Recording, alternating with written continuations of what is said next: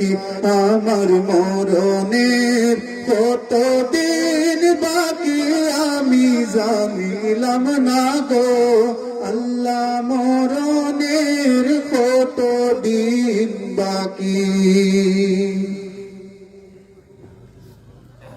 অসংখ্য ধন্যবাদ ভাই একরামুল হককে, তার সুললিত কণ্ঠে আমাদের মন প্রাণ ছুঁয়ে গেছে। আল্লাহ তাআলার দরবারে তার নেক হায়াত কামনা করি। এই পর্যায়ে বয়ান পেশ করবেন সিলেটের আলোড়ন সৃষ্টিকারী বক্তা, তরুণ বক্তা হযরত মাওলানা মুফতি রাজু বিন মুনির হুজুরকে বয়ান পেশ করার জন্য মাহফিল কমিটির পক্ষ থেকে সবিনয় অনুরোধ জানাচ্ছি।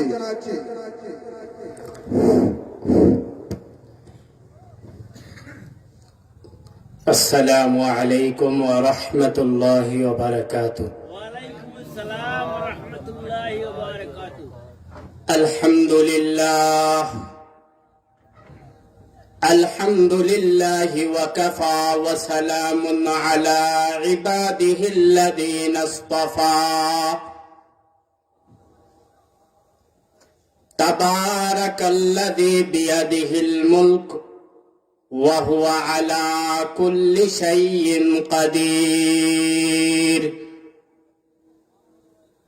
ونشهد أن محمدا عبده ورسوله. أما بعد فأعوذ بالله من الشيطان الرجيم. بسم الله الرحمن الرحيم. ويوم يعد الظالم على يديه يقول يا ليتني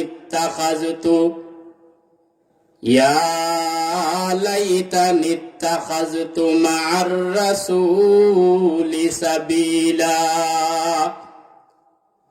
يا ويلتى ليتني لم أتخذ فلانا خليلا.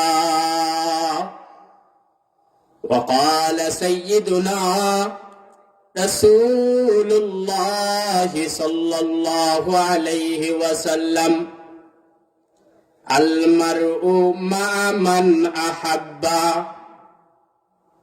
صدق الله مولانا العظيم وصدق رسوله النبي الأمي الكريم. ونحن على ذلك لمن الشاهدين والشاكرين والذاكرين والحمد لله رب العالمين. محبوب خدا صلی علی نام محمد. محبوب خدا صلی علی نام محمد. آقو کے غلا دل میں جلا نام محمد. آقو کے غلا دل میں جلا نام محمد. ہر وقت میرے خوشبو تیرے احساس ہوتی. ہر وقت میرے خوشبو تیرے احساس ہوتی. مگر تم سے ملاقات کی سعادت نہیں ملتی. مگر تم سے ملاقات کی سعادت نہیں ملتی. কসুরখান্দি গ্রামের মুর্দেগানদের ইসালে সোয়াব উপলক্ষে প্রথম ওয়াজ মাহফিলের চলমান অধিবেশনের ওয়াজিবুল ইহতেরাম মুহতারাম সভাপতি হাফিজাহুল্লাহ, উপস্থিত হযরত ওলামায়ে কেরাম, বুড়া বাবারা, যুবক বন্ধুগণ, পর্দার আড়ালে অবস্থানরত আবেদা সালেহা কানিতা মা বোনেরা, সর্বপ্রথম রব্বে জালাল আর রব্বে কায়নাতের শুকরিয়া আদায় করি যেই রব কসুরখান্দি গ্রামের মুর্দেগানদের ইসালে সব উপলক্ষে শুবে বরাতের চাঁদে রজব শাবান বরকতময় মাসের বরকতময় ফজিলত পূর্ণ প্রত্যেকটা রজনীর একটা রজনীতে এরকম একটা আয়োজনে ঈদগাহ ময়দানে বসার আলোচনা শোনার করার তৌফিক দিছেন। মনে আনন্দ চিত্তে সবাই আওয়াজ দিয়ে পড়ছি আলহামদুলিল্লাহ। আমরার যে এই যে আয়োজন, এই আয়োজনে যদি খুশি হয়, আবার আকাশ জমিন প্রকম্পিত করে, আবার বলিষ্ঠ সুরে বলে আলহামদুলিল্লাহ।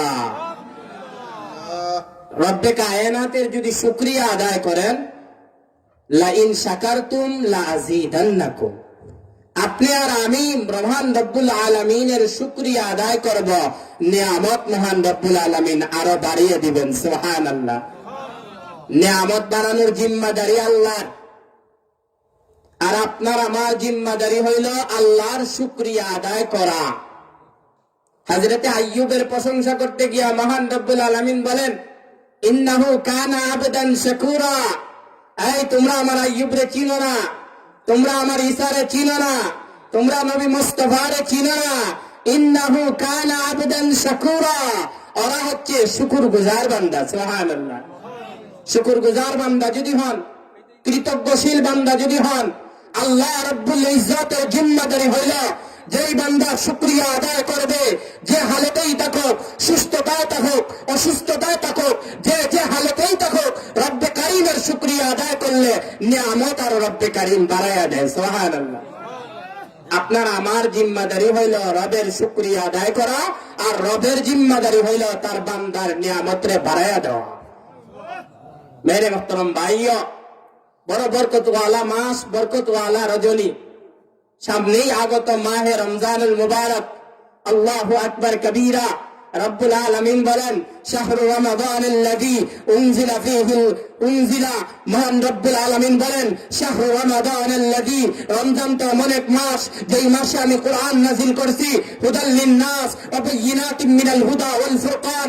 মহান রব্বুল ইজ্জতকে যদি জিজ্ঞেস করি, কোরআন আপনি কেন পাঠাইলেন, হাদিস আপনি কেন দিলেন, রব্বে কায়নাত বলে, শাহরু রমাদানাল্লাযী উনজিলা ফীহিল কুরআন হুদাল লিন্নাস ওয়া বায়িনাতিন মিনাল হুদা ওয়াল ফুরকান।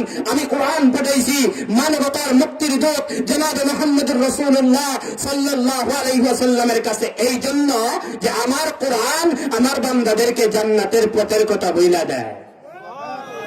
তাইলে কোরআন জান্নাতের কথা বলে, জান্নাতের কথা বলে, কোরআন জান্নাতের সুসংবাদ নিয়ে আসছে। এটা কোরআনের মাহফিল দামি কিনা না ভাই? অবশ্যই দামি।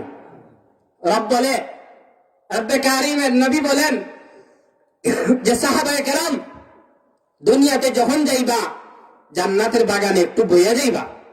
সাহাবায়ে কেরাম বলে, আজীব, জান্নাতের মজমা তাও দুনিয়ায়, কোথায়? তা রব্বে কারীমের পয়গম্বর আকা নবী, সুলতান মদিনা নবী, আশিক নবী, মাশুক নবী, মুজাম্মিল নবী, মুদাসসির নবী, এই জান্নাতের বাগিচা কোন খেলার ময়দানকে বলেন নাই। এই জান্নাতের বাগিচা মুত্তাকিদের আত্মাখানাকে বলেন নাই। এই জান্নাতের বাগিচা শুধু সুদখোর মদখোর আত্মাখানাকে বলেন নাই। এই জান্নাতের বাগিচা হচ্ছে কোরআনের হাফলা। সুবহানাল্লাহ। তাইলে আমরা কোথায় আছি ভাই?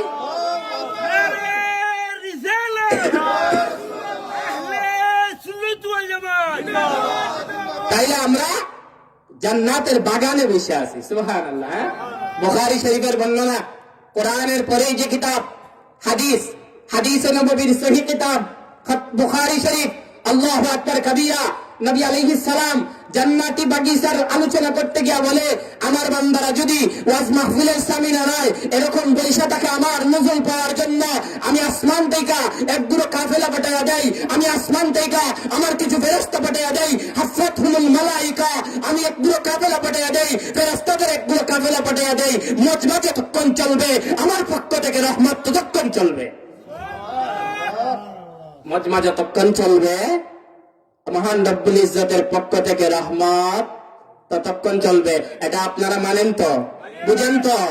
আপনারা দেখবেন আমাদের সরকার প্রধান যদি কোনো জায়গায় যায়, দলীয় কোনো সরকার প্রধান যদি কোনো জায়গায় যায়, তো দেখবেন ওইখানে স্থানীয় নেতারা পাহারাদারি করে, দেখবেন স্থানীয় প্রশাসনরা পাহারাদারি করে ওইখানে যাতে কোনো দাঙ্গা হাঙ্গামা না হয়। আল্লাহ রাব্বুল আলামিনের পক্ষ থেকে ঘোষণা দেওয়া হয়, যাস না দেখোস না কসুরকান্দি গ্রামে কোরআনের কথা শোনার জন্য, হাদিসের কথা শোনার জন্য শাহিদগা ময়দানে কিছু মানুষ বসে আছে, যারা আমার আসে, যারা আমার সুলতান মদিনার আসে, ওদের এলাকায় যা, ওদের এলাকায় গিয়া ফজর পর্যন্ত সকিনা নাজিল করতে তা।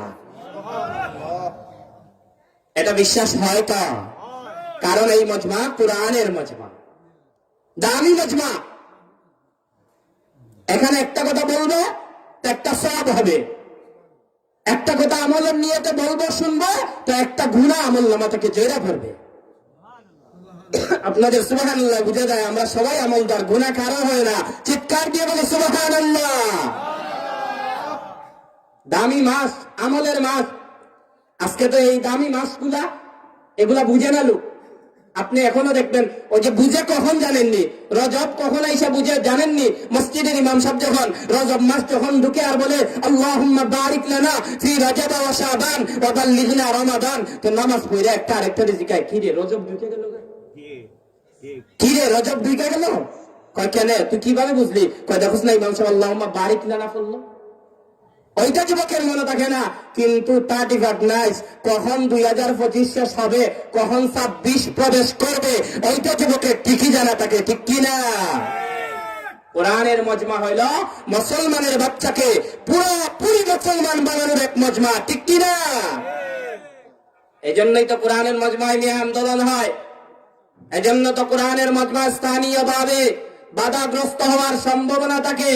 কারণ হইল একটা, কোরআনের মজমা যদি বৈশা যায়, কোরআনের মজমা যদি একবার বৈশা যায়, আমার আর আপনার যুবক, প্রত্যেকটা যুবক নবীওয়ালা হয়ে যাবে, আদর্শওয়ালা হয়ে যাবে।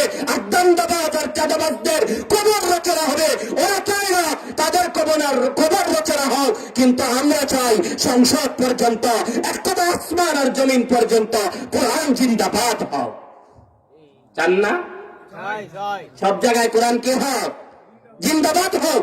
আর কাফেররা চায় কোরআন মুর্দাবাদ হোক। কাফেররা চায় কোরআন জিন্দাবাদ না মুর্দাবাদ, মুর্দাবাদ। কিন্তু একটা জিনিস চাই না রাখেন, কোরআনকে মুর্দাবাদ ফেরাউন করতে পারে নাই, কোরআনকে মুর্দাবাদ হামান করতে পারে নাই, কোরআনকে মুর্দাবাদ কারুন করতে পারে নাই, কোরআনকে মুর্দাবাদ মুহাম্মদুর রাসূলুল্লাহর চাচা আবু জাহেল্লা করতে পারে নাই। তুইও পারবি না, তুইও পারবি না। চিৎকার দিবেন ঠিক কিনা? কোরআন সব সময় জিন্দাবাদ, কোরআন সব সময় জিন্দাবাদ, কোরআন সব সময় জিন্দাবাদ। এই জিন্দাবাদ